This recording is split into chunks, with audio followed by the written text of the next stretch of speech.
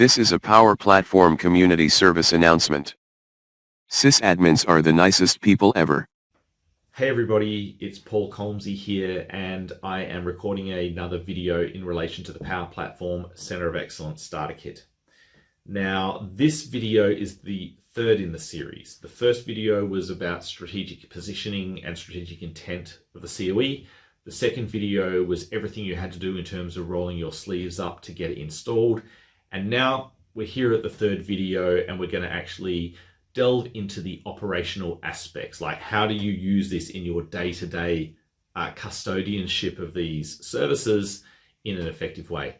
Now, I have a lot of empathy for people in a custodianship role for any IT service, be it Power Platform, Office 365, SharePoint, Active Directory, Azure, all of those different services. And that's because it is a hard role. There's a high pace of change. There's a high level of expectations in your stakeholders, and there's a lot of technical complexity. So hopefully, if there's one thing that I'd like you to take away from this video is with COE, there's very much a genuine intent to make that an easier job for you. And I'm going to jump on the laptop now. I'm going to go through some of the common administration capabilities of COE. And hopefully by the time we get to the end of this video, you will get a sense that, hey, actually, not only can I manage this really well and have really good data and make effective decisions, mitigate all the risks that I have concerns about, but maybe I can even become an enabler and even a source of innovation within the organization. So that's my intent. Let's jump on the laptop and see if I can prove to you that that is the case. I've jumped back to the documentation just really quick to orient you to where we are. We are absolutely focused in this section, the admin pillar of COE.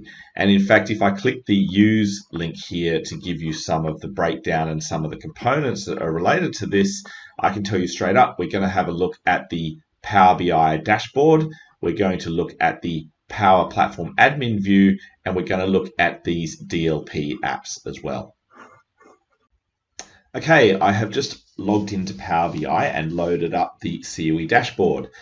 If you do not have the COE dashboard set up yet, I suggest going back to video 2 to learn how to get that delivered. But on the assumption you do, let's just take a quick level view through what we have here. On the introduction screen, you can see that it's not just one dashboard, there's actually a whole lot of them, and they're divided up into 3 broad categories. You've got monitor, govern, and nurture. So monitor is high level view of the landscape. What have you got in terms of environments, apps, connectors, flows, that sort of thing. And you can see the description down here. And then we'll talk a little bit about govern now, but I'm going to save that for another video as well. The same with nurture. But right, let's go. We can either click on any of these, for example, clicking here, or I can use the navigation down the bottom or within the app too. So we have navigation here. You're just looking at an overview screen. So if you're a large enterprise, this is, I guess, your first place to look because it gives you a high-level view of all of your environments. It's really a tenant-scoped roll-up. And you can see here we have 38 environments. In this visual here, we have the top 20 environments by app count. And if I clicked on the flow link here, or if I clicked on the flow overview here, it would show you top 20 environments via flow count as well. So as well as some high-level tenant scope stats here, this is where you can find out total number of apps. This is where you can find out total number of flows. It also has one handy thing. It shows you the top app makers. And because of the filtering, it means you can also do that for a given environment. So you can see here on the Contoso development environment, Megan has overwhelmingly built more apps than anybody else. But if I switch over to, say, an environment called Playground, you can see that Megan's still there, but we also have 4 other people. And if we wanted to find out if there's environments that Megan didn't play, here's one here where she hasn't created one at all. If I move across to environments, you start to get a bit of a drill down of environments with a time-oriented focus. So you can see the rate of creation of different environments, and the color scheme in this visual shows you whether it is a developer environment, a production environment, sandbox, or trial. This also shows you the environments by who's creating them, and Megan, as well as being our top app builder, is our top environment maker as well. You will notice once you get down to this level, most of the screens have a set of slices on the right side that allow you to do further filtering. So we can zoom into a certain date range and take a bit of a closer look at environment creation, for example. But moving on, let's go to apps, because this is really where we start getting into the more forensic level detail that I personally, as a custodian of Power Platform, are interested. So now we are looking at straight up apps, be it Canvas, Model, and SharePoint, and you can see there's a time-driven trend, and you can see there's a definite uptrend here on app creation, peaking in March. You can also get a breakdown of the departments where those apps have been created, and you can see that marketing have definitely got some people that are early adopters here. And then we've got a table where you can actually look at each individual app. So for example, if I was to use the capability of the table along with the slices here, check this out. I can, for example, say, let's have a look at all Canvas apps. And now we can see them. And the default ordering is number of sessions. So that's like a popular Canvas app. Similarly, if we move across to flows, we have that same degree of breakdown. Once again, we have the slices down here. We also have the ability to look at trend data on flows, the name of the flows. Number of actions is quite useful here. So you can see which flows are the most complex ones in the organization. So you can see there's a bunch of COE flows here from different people. You can also see the state of the flow, whether it started, or suspended. Suspended means it's violated a DLP, by the way. So that's really quite handy to be able to say, show me all the flows that aren't running right now because of DLP. And you can see up here, there's a roll up for suspended flows here too. If we want to see high-level view on our makers, we can come across to the Makers tab, and this starts to show you about individual maker activity, so across apps and flows. So we can see here that Megan is definitely our top app maker. She's made twice as many apps as flows, but Lee is also not far behind, not as many apps necessarily, but certainly heavy on the flows. And then Adele is actually our overall top flow user. And you can then get some of their additional details, including some Active Directory information like location, department, and so on, that's pulled into here as a maker. Once again, if you have hundreds of makers, you can make use of the slices down the side to then see what's going on there. Next, we have a view on connections. This is really useful because it starts to show you how people are using Canvas apps. So now we're down to the next level of detail. Are they using SharePoint? Are they using Common Data Service? Are they talking to the Office 365 service? This is basically that screen. And so you can see here that first up, we have a count of connections for apps and flows, and it shows you the type of connector there. So you can see here that one of the more popular connectors is the Office 365 Users Connector. It's been used in a lot more flows than it has in apps, but nevertheless, it's actually quite a popular one. Have you noticed also, I should point this out, that there's a hover over which gives you that ability to see the individual counts if you want to have that additional forensic level detail. Using the slices, it's kind of cool because we can come in and go, let's see all of the premium connectors that are currently being used. And so boom, there's Common Data Service picked up, there's SQL and Azure and HTTP being picked up. So really nice way to basically see which of your apps might have license implications going forward. Let's say you're about to renegotiate with Microsoft. You're in a position where you can actually look in the landscape and see the level of investment your folks have made on the use of premium versus standard connectors. And then we can go really granular and look at specific connectors. So for example, do we have any apps in here that, for example, use Azure AD connector? Let's find out.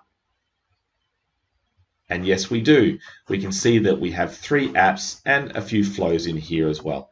So that's a really great way of having a good understanding of what's being used. And you can even use this to find out where some of your pockets of excellence are, because maybe when you have a look at this and you see that maybe someone's doing really great things with CDS, for example, and then you can look at the maker and see where they are. And maybe you've got one office somewhere that is really like almost a leader in that particular connector and the use of that. And you want to actually leverage that. You want to reward them for that effort and ensure that the rest of all the organization knows where that expertise is so they can tap into it as well. Now I'm going to jump back to apps for a second and point out another one. We also have a couple of other things. We have a specific tab for SharePoint Apps, App Risk Assessment, and App Archive. So for example, if I want to know what's going on with my SharePoint apps, because SharePoint sites can be extended by Power Apps and people can change the default list experience with SharePoint. That is different to a Canvas app. They're not available on the phone, for example. They can only be accessed in SharePoint. And it's really good to be able to find one of these, see the SharePoint site that it relates to, and then be able to click on a button to go to that site to actually see things. The other thing is with SharePoint integration, it's not really meant to be customized to the same degree as a Canvas app. And so showing the number of connections in a SharePoint extended app, my hypothesis is I would say 90% of your SharePoint sites would only ever have one connection, and that connection is SharePoint, the SharePoint connector. Kind of makes sense, right? But you could have a user that's linked it to a flow, pulled in some other lists, maybe linked it to CDS. And that's, again, it's really insightful, really interesting, because that tells you when maybe you go, you know something, maybe we should turn this into a dedicated Canvas app now rather than have it tied into the SharePoint experience. If I come across to app risk assessment, this is all about being able to take even more fine-grained detail as to what's going on. We have a different set of slices here. For example, we want to see, do we have apps shared with everyone? And in 1 second, there we go, we've got that. If I then say, let's go and have a look at the apps that are shared with, say, 8 users, same kind of thing, we get to see straight away the sort of apps that are getting a lot of usage, or at least are shared to a wider audience, which gives you insight into the apps that you might get high levels of support for. And so it enables you to plan for that and account for that. Like the previous screen, we can also go via certain connectors, which is fantastic. And we can also look at the recent activity. So I can say, you know something, I only want to see apps that haven't been launched in a while. Right? Great. And these are potentially some older apps. And finally, if you hover over these apps, it pops up a pop-up which actually gives you some additional detail. And in fact, you can see that in this one, we have something called an archive score, and the archive score is 2. And what that's saying is there is actually several criteria that suggest whether an app can be archived. And there's 2 criteria here that it matched. The first one is this app has never been modified since the day it was created. So that's scored 1, the non-modified. And also likely template means that there's a whole bunch of other apps with the same name as this one. And that's very common when you create Power Apps using templates from the Maker experience. And a lot of those apps tend to get used for personal learning, but they don't really need to be there in the long term. They're not serving any particular purpose. So this allows you to get that level of detail. And finally, if I go to App Archive, you can take it that one step further where you can even just look at apps with the highest archive score. And in the next video on Govern, I'll even show you how from within this dashboard, you can even take control of that app, have a look at it and archive it without actually leaving the COE dashboard. So really, really handy, really convenient. Much of the same of this applies in the Flow world. So if we go to Flow, you will see that we also have a Flow risk assessment and we also have a Flow archive.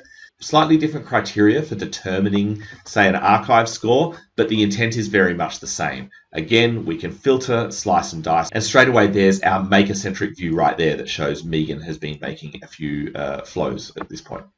Another one I may as well mention right now is App Maker Insights. This allows us to get a sense of what connectors are really popular, who's using them, and in what capability. So what this is basically pointing out is we have lots of users using the Office 365 Users Connector for apps.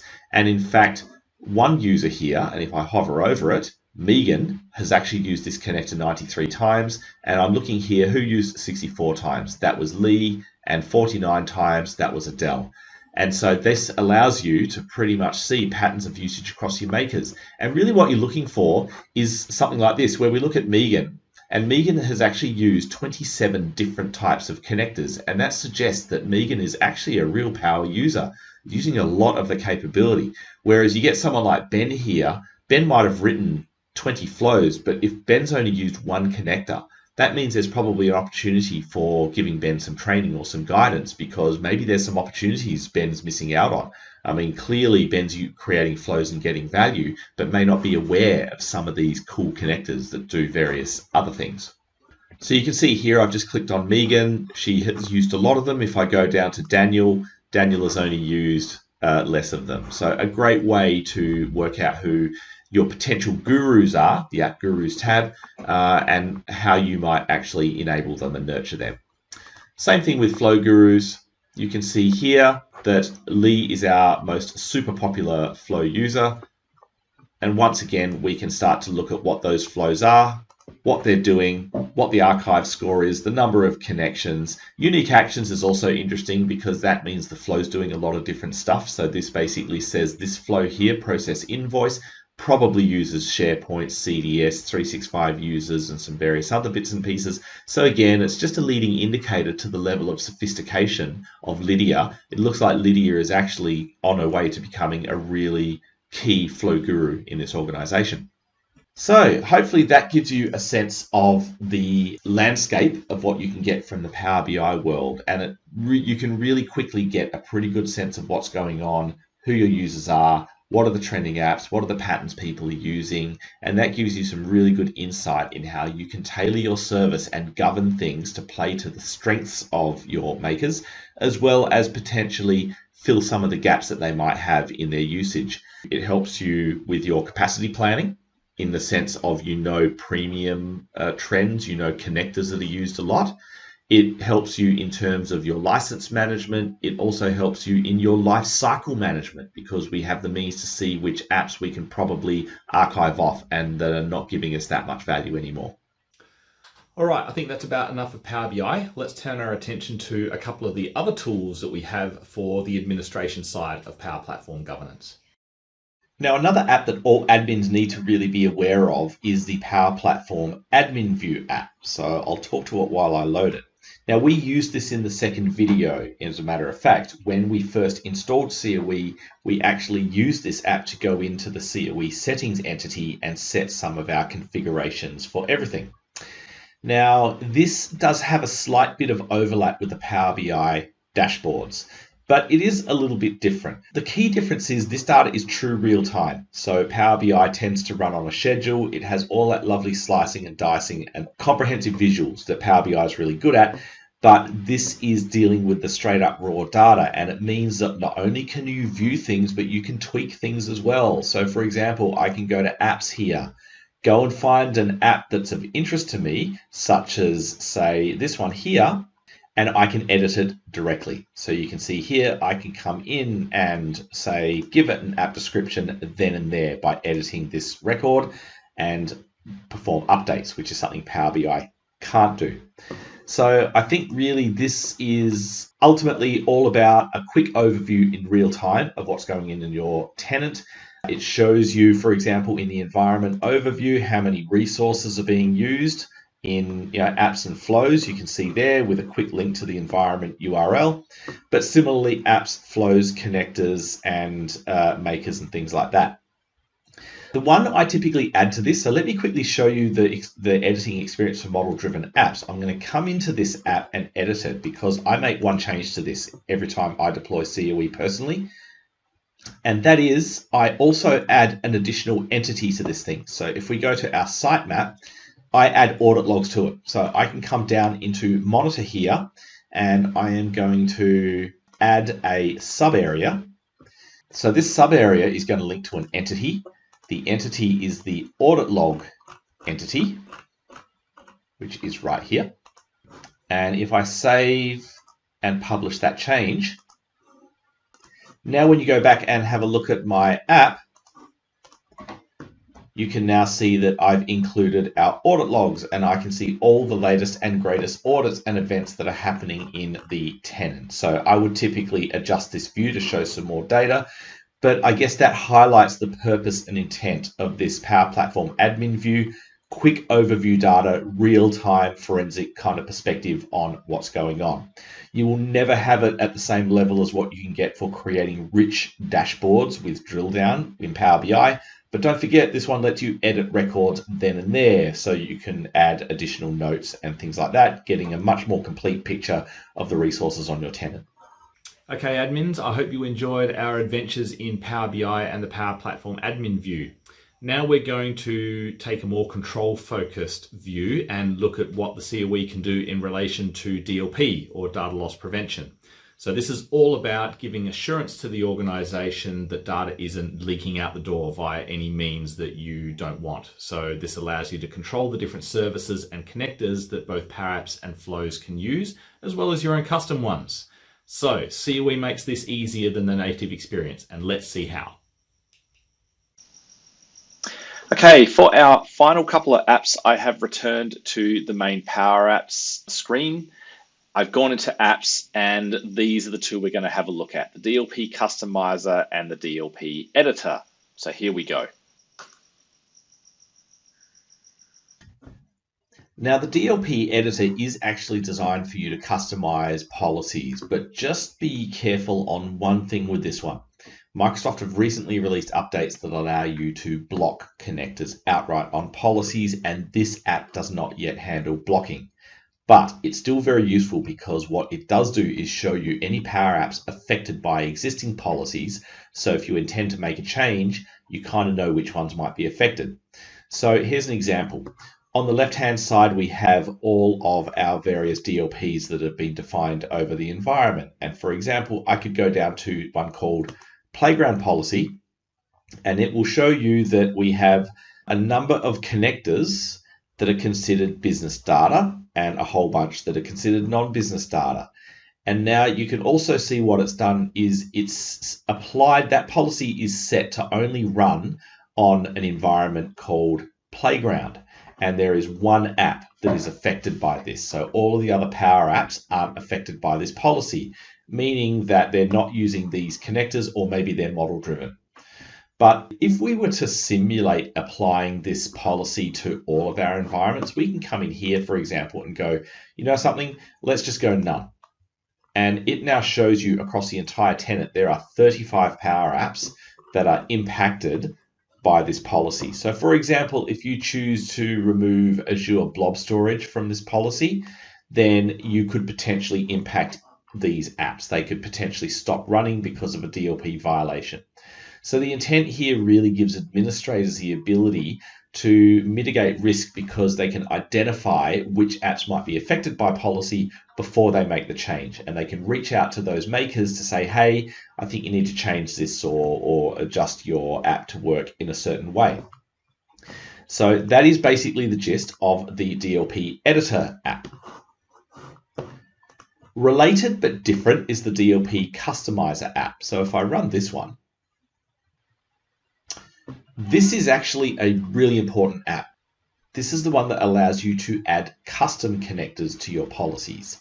So both the Power Platform Admin Center native experience, as well as the DLP Editor, does not handle custom connectors. So what this allows you to do is find a custom connector, and it goes through every environment. And you can see here are a bunch of custom connectors. So for example, I can take this one called Media S, and I click on it, and it shows you the details of the connector, and it allows you to then pick a given DLP and say, for example, this policy here, we can go add to business data, and that connector is now considered business data and therefore will not violate DLP when mixed with other business data connectors. So really handy, that one, if you're a large enterprise and you have exposed your internal business systems via custom connectors. This is a great way to be able to manage those interactions without having to use PowerShell or a low-level API like that. All right, folks. Hey, thanks for sticking with me. I hope that this video gave you some answers and some insights into how you might further develop your governance approach for Power Platform and beyond. Like always, feel free to reach out to me on whatever social media channel suits you. Happy to answer further questions and look at things a bit more deeply and strategically. Otherwise, always keep up to date with the documentation. Always keep an eye on GitHub for new versions of COE. And we will jump into further detail in administrative things in the next video. So look forward to seeing you then. See you later.